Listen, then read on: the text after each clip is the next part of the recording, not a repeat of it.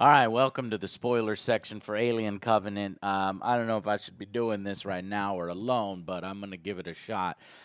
So basically, the origin of the alien that you discover, if I understood it right, I mean, I've been up for like, 21 hours or more straight, is that David, the android that was created by Wayland, is ultimately the one who created the Xenomorphs. Michael Fassbender created the Xenomorphs. And then they spread across the galaxy because of the ending cliffhanger in Alien Covenant. I don't like this. I don't like this. You have to be a huge fan of Michael Fassbender, and then maybe you like it. I will give it this. It's an interesting idea that an android, something that humans create, has a hand in the creation of the alien species that we know today as xenomorphs. But I preferred it as this sort of mixture of alien creature and space jockey technology or mass destruction device, bio weapon. That's what I liked, and this whole perfect organism, and then eventually the organism itself evolved to the perfect point, and the hive mentality, and the queen, and the xenomorphs, and the royal guard, and the royal jelly, and everything that I love about the Alien franchise was due to the aliens, progressing themselves and making themselves more powerful. No, that's not it. Michael Fassbender engineered them to look exactly the way we saw in Alien and Aliens. No, Ridley, no. Why'd you do this? I don't understand what happened. It's as if Ridley Scott fell in love. Like he had a bromance. He fell in man love. He wanted to be Michael Fassbender's girlfriend. Hey, everybody wants to. The guy's attractive. He's a good actor. But he became so enamored with him that he's like, I am going to make this character central to the alien lore. So central that he's a god. He is literally a god in alien lore now, David. And I hate this whole. I hate it. And you've got a cool android battle in the film where Walter, this terrible Southern accent that Michael Fassbender puts on, I can't quite nail it. But he's the android that goes along with the Covenant's crew because every good crew needs an android, which is a funny line that they say. But he eventually fights David when they realize that David has gone fucking insane. He kills Elizabeth Shaw. You don't see her in the film. The only place you see Elizabeth Shaw is in pictures and her dead carcass with her chest burst completely open. Look more like a dissection rather than a chest burst. I don't know what this is meant to imply. I don't know what exactly he used Elizabeth Shaw for when there's no xenomorph out in the world yet.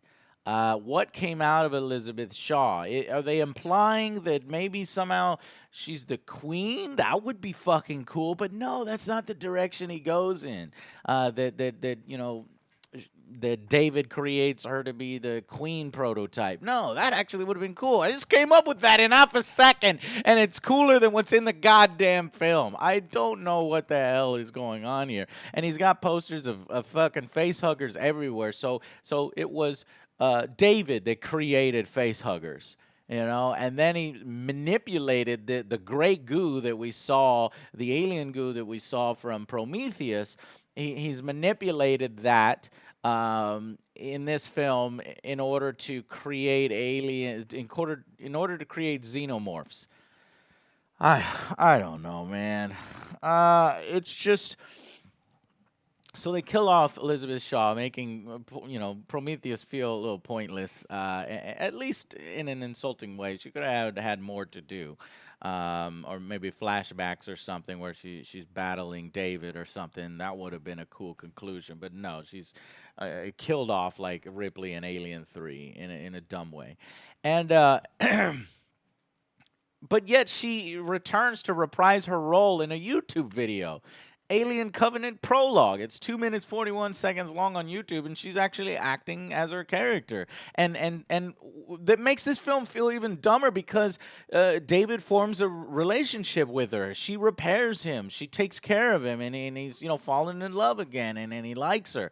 But I guess that just then they fucking flip that switch again, and oh no, David went crazy again. Oh, David went crazy in the first film. Oh no, guess what? David went crazy again. That's why I said the whole fucking thing is a retread, because it's just a retread. That's all it is. And then we got to have Walter, the android, fight David, the android. An android, an android. Synthetic android. Let's learn how to play the flute, android. Android this, android that. And then they have this battle, and then they cut the scene right before when one reaches for a knife, and the other one looks at the other one, and the other one looks at the other one. Who's going to win? Cut. And then later on in the film, Walter shows up on the ship. Nobody bothers to fucking check to see if it's Walter or David, even though they look exactly alike, which is bullshit. No way he was able to cut his hair exactly like that using scissors to look exactly like Walter. Fucking bullshit. And plus, I thought that Walter was able to regenerate his skin or repair it, and then I guess that was a wrong notion, because she's, Daniel's character starts to repair fucking, David, and doesn't even notice that he's fucking David. So fucking stupid. So then, at the end of the film, Danny McBride's character and the Daniels character is survives. You see the promo material you see the trailers towards the end where they're running around. He hands her the gun, and they're going around like that.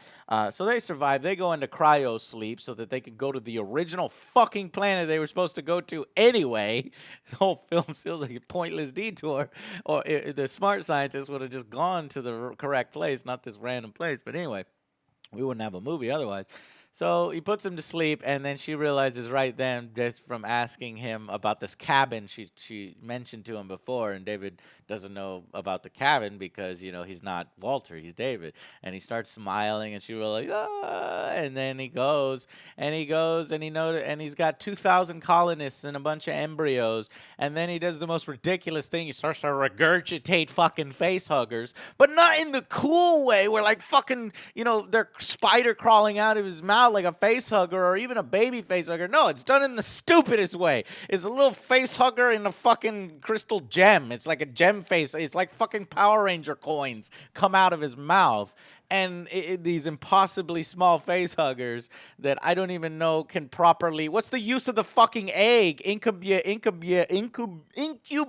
the goddamn face hugger to normal size, functional size, where it can face hug somebody. If it could just live in this fucking little gel, I don't know, whatever. So then he puts these little fucking crystals of the face huggers in the same slots where the human embryos are, and and this is how eventually the Xenomorphs spread across the galaxy. Perhaps they go to this planet, they break out, and now the Xenomorphs are across the galaxy. Or I don't know. Ridley desperately wants to do this new trilogy and give us a third fucking film, which is probably going to be the most uninteresting of the three because this premise sucks at this point, and you've taken away the purity and the mystery and the fucking badassness that the aliens earned themselves. It is degraded because it's all been created by Michael Fassbender, and he's a god. As you can tell, as an Aliens and a Xenomorph fan, I hate this explanation. It's now canon. Ridley Scott has made this canon. This is what you get when Fox puts it in complete control. I had this bad feeling, I wanted Neil Blomkamp to continue the Alien storyline with Ripley and conclude her story, conclude Hicks and Newt, and that's exactly what they were going to do. We were going to see perhaps an alien queen on Earth, or we were going to visit the alien Homeworld. We don't get any of that shit anymore now. Ridley Scott has fucked that up. I mean, I guess you could still have an alien homeworld because eventually the queen appears and then they're on a homeworld, and maybe this is the alien homeworld that they're alluding to. It crashes and fucking David's hanging out there somewhere, but you never see him. That's what I can hope for, is that in the future, here's what I want. You've had your free reign with it, Ridley Scott, and the directions that you've chosen.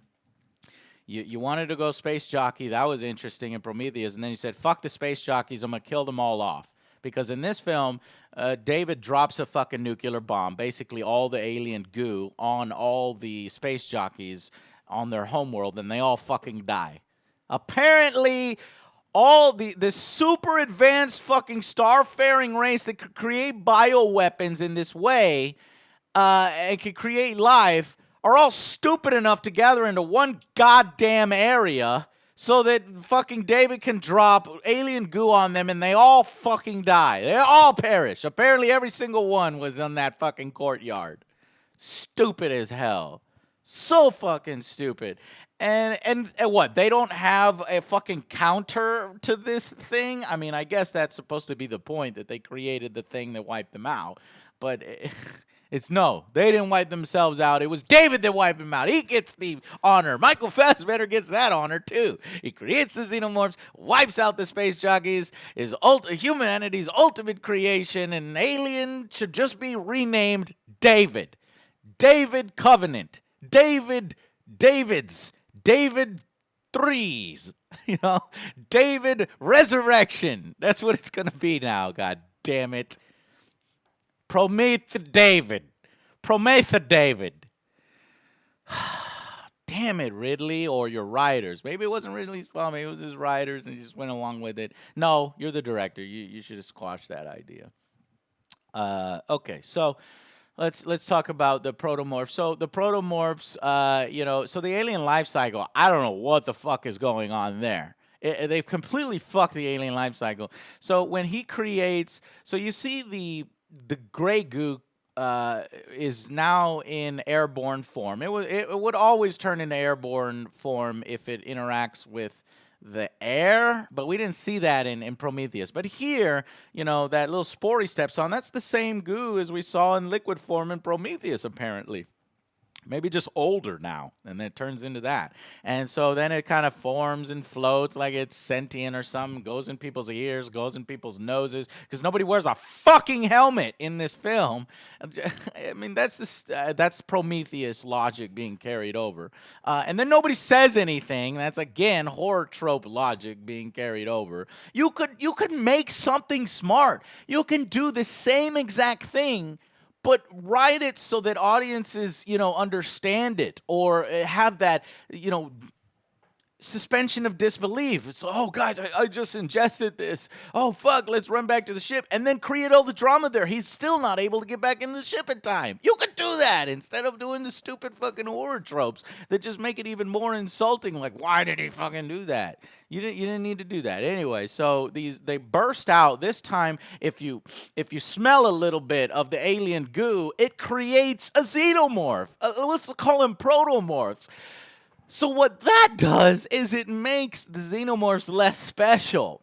It makes the xenomorphs feel like a step backwards in terms of alien technology or bioweapon technology, if you consider them bioweapons.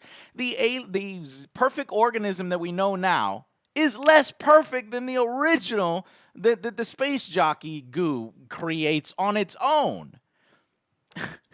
Because it's vulnerable in the alien life cycle in the chestburster. But they hand-wave chestburster cycle away in this film. I'll tell you about that in a second. But let's focus on the protomorphs or the neomorphs. I thought they were going to be the neomorphs that we saw at the end, but it's kind of not. They look slightly different. They're slightly smaller. They look like little monkeys and little lemurs, and they move real fast. And these things, they could take fucking 15 bullets. They could take, there should be sections of them that explode with these bullets that are shot at them. And then, no, there's still two. Two arrive here, and there were still two at the end. They couldn't do much damage to it. There's one at the end, because he actually does shoot the fucking shit out of it. The captain. These things grow taller. They look like they grow more powerful than xenomorphs. So it makes the xenomorphs feel less special is what I'm trying to get at. But the scenes of the backburster and all this blood and gore and the body just falling backwards and the thing falling out of it, that shit was cool. That was original. That was alien. That was alien stuff. And that's like the only good stuff here is the face huggers.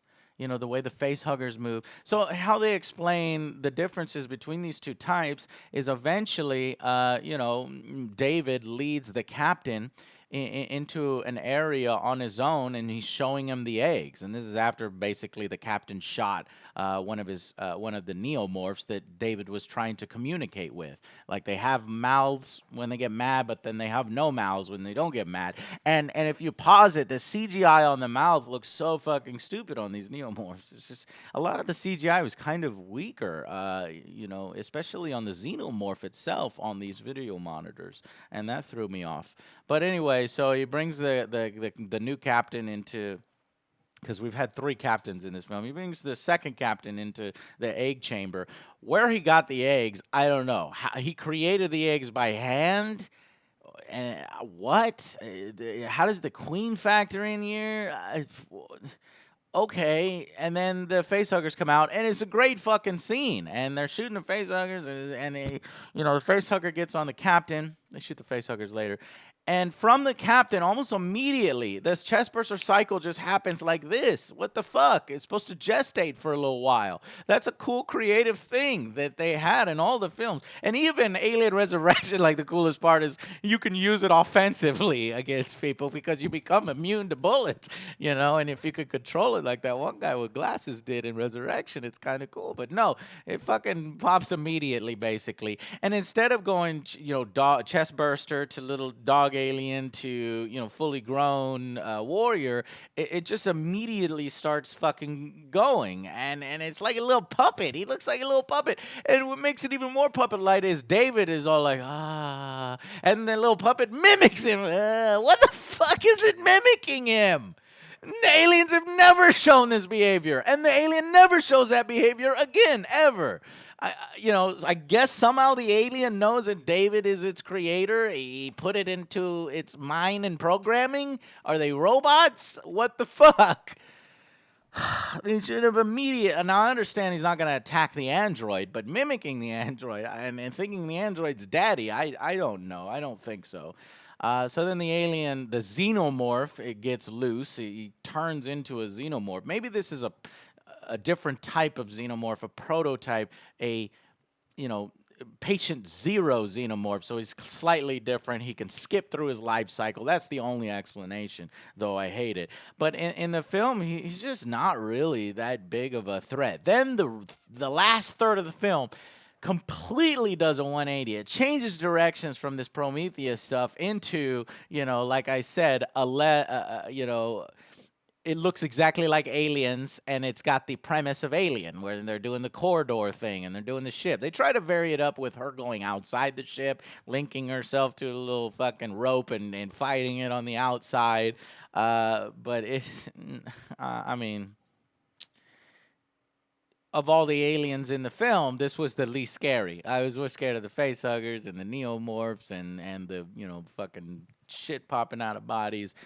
And that's a damn shame. And then they just throw in the shower scene, completely unnecessary. They like to do this sort of sexual tension thing from time to time in the Aliens, but this is just dumb Friday the 13th kind of crap. It could have been done better. I'm not saying the premise of the shower scene is dumb, but it could have been done better.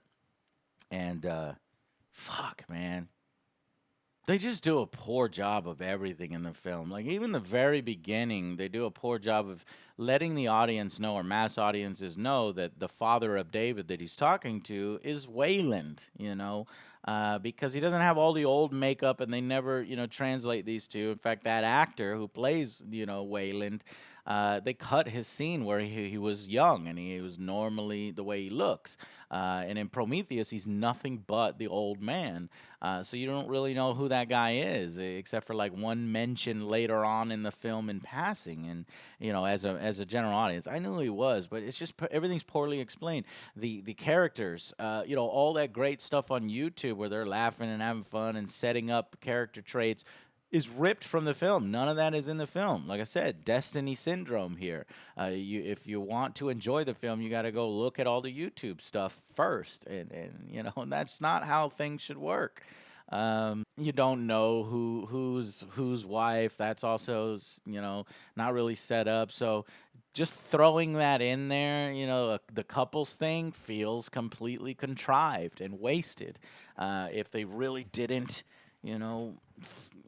set that up properly, except for Danny and Danny McBride's wife, and Danny being on the ship while she's on the surface, and she gets fucked and killed off, and Danny's always asking about her, and it's like, and then he takes it pretty well. The news of his wife dying, he fucking takes it super well. He showed more concern before he knew she was dead, and he takes it super well. And by the end of the film, he's making jokes or he's laughing. He's like, yeah, yeah, him and Daniels are fucking joking around like nothing happened, like their whole crew hasn't been murdered. They're just fucking having a laugh, or they're just fucking, oh man, and he goes to fucking sleep. And oh, this android, we didn't even bother checking to see if it was Walter or David. I know they look exactly alike. And we said to ourselves many times, we can't let David leave this planet. Damn, man. And Angerbeard called it that this planet that they go to, was the planet that was the, space jockey Homeworld that they were going to at the end of Prometheus. He called it, and it turned out to be correct. But they don't do anything with that. We don't see any ships. We don't see any. I mean, that's a small ass fucking city. So hopefully there are still space jockeys elsewhere that other directors and helmsmen can look into. But how do the predators, like, what the fuck, the aliens,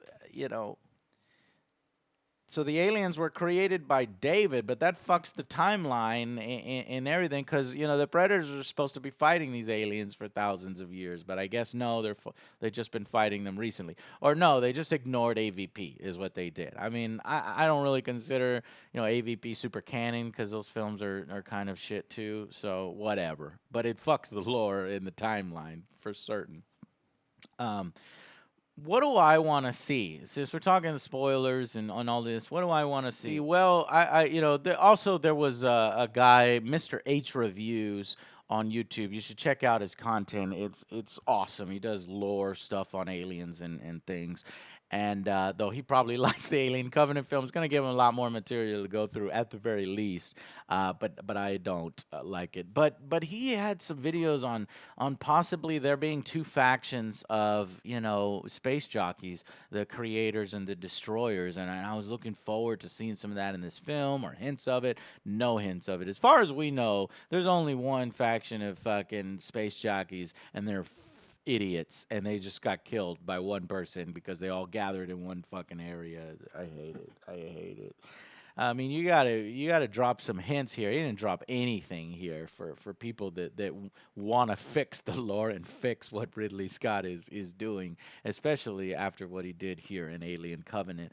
So anyway, check out some of his videos, and maybe you can kind of wash this clean, or make up excuses, Mass Effect indoctrination theory style, for how the lore has now changed, and maybe there can be some good things that come out of it.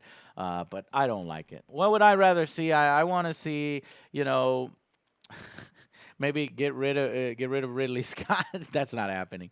But I he hand waved away all the space jockeys, and now he's just gonna go full on with fucking Michael Fassbender's David character, which I don't want. I'd rather have explored the space jockeys more, explored their reasoning for wanting to destroy humanity, maybe have humanity versus space jockeys, and kind of create space jockeys as the threat, instead of the Xenomorphs, or in addition to the Xenomorphs, or maybe humanity uses the Xenomorphs on the space jockeys. There's so many different things you can do. You can do. I wanted Neil Blomkamp's Alien 5. I want the conclusion to Ripley's story. I want the conclusion to Hicks's story and Newt's story, not the fucking Alien 3 shit. I wanted him to fix Alien 3's disappointing, killing off of the characters, and get us maybe an alien queen on Earth, or maybe us going to the alien home planet. The least thing you can say about Alien Covenant is maybe it's setting up an alien home planet with David going over there with 2,000 colonists, but hopefully this planet has a lot more people than that. so that there could be a ton of fucking aliens running around on that planet. I don't know how the queens factor in. I guess David engineers a queen later. Fuck, man. See, it just fucks with the lore. And then, or maybe I'd love to see Hive War is a comic where they had black aliens versus red aliens, different queens fighting each other, and then somehow throw in, colonial marines having to work together with predators. Sort of a kind of a cool relationship. The comics has always had this sort of, anti-hero thing with the predators where they're fighting the humans and they realize that the humans, could help them against the aliens, or they get fucked and now they have to work together as rivals, and whose people are going to come first, the predators people or the humans people, to back them up once they get rid of the alien menace, and they look at each other, and I mean, it's just so fucking cool. But I don't know if they'll be able to get it right, but I know Fox wants to, because they want this to be their Star Wars. They want this to be their, Harry Potter and Marvel universe. But I don't know. Ridley Scott is really good at the visuals, but he needs help on the story side and the screenplay side and the character side. Everything side except for the visuals and music. All right, guys, so that's my opinion. And leave your opinion in the comments. And yeah, I'll see you guys on the next Angry Joe Show. Bye.